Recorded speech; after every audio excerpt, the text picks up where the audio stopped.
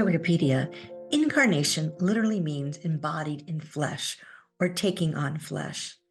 It refers to the conception and the embodiment of a deity or spirit in some earthly form or the appearance of a god as a human. Wikipedia goes on to say, if we capitalize the word, it is the union of divinity with humanity in Jesus Christ, the incarnation, Jesus. Let's take a moment to look at incarnation not capitalized. Here at Ignatius House, retreatants often speak of their encounters with God that they have in nature. They encounter God in God's creation of life in many forms. We might call this God's first incarnation, God being present in some earthly form. These retreatants often speak of locking eyes with a deer in the stillness of the woods, or a red bird that suddenly flies up and perches near them and lingers for an unusually long period of time. These encounters captivate them and engage them in a silent dialogue between the creature and the retreatant. These encounters are moments that communicate love, forgiveness, healing, consolations of all kinds. As Richard Rohr points out, it becomes clear that the hiding place for the spirit is in ordinary matter. God is indeed in all things. God's presence is real, and all creation sings the greatness of our God. In ancient spirituality, we often speak of God's creating us moment by moment. Each day is, in fact, a new day. Every experience of my life continues to build on the previous one. I am a process. I am becoming. You are becoming.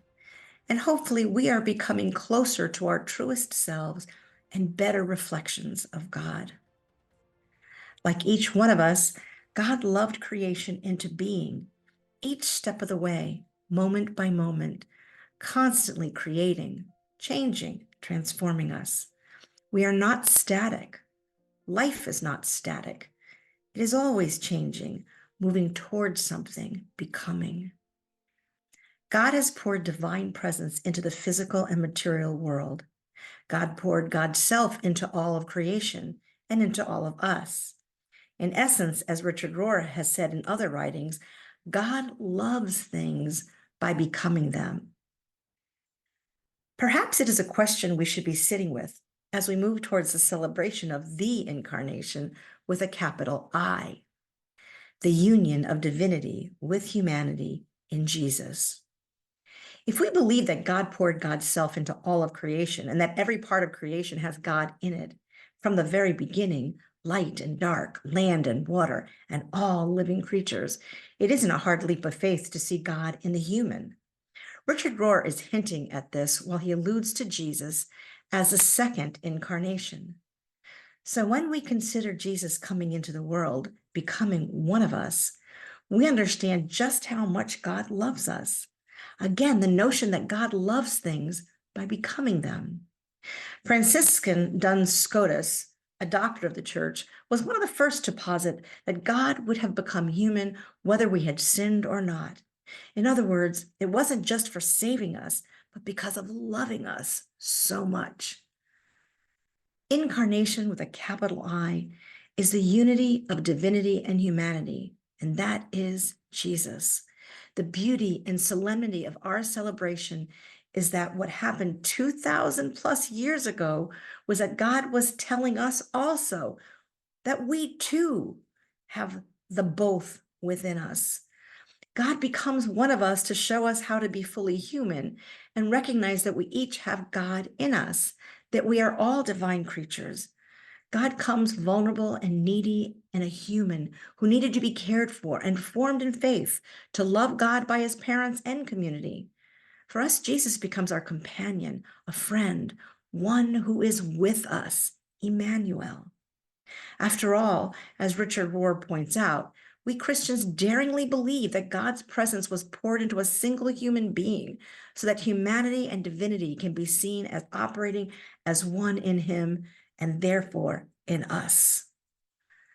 This all has had me thinking a lot about our world and what our world would be like if we truly embraced this truth of Jesus of Nazareth. Jesus, a real historical human being formed in the womb of a woman, born of flesh like you and me. He matured and came to know God through his own prayer.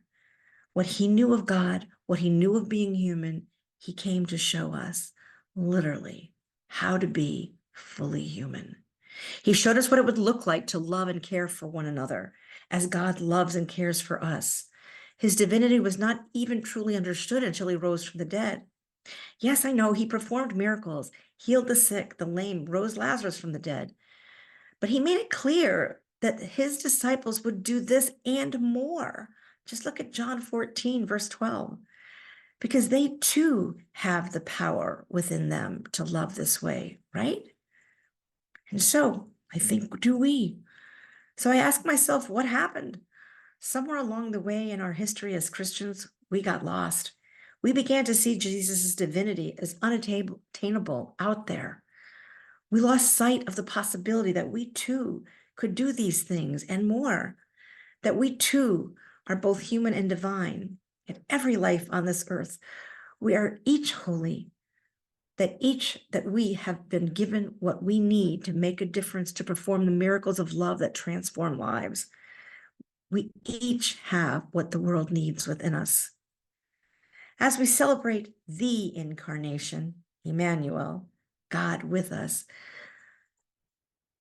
it reminded me of a poem that I first heard when my first granddaughter was born 11 years ago by Sophia Lyon Fawes.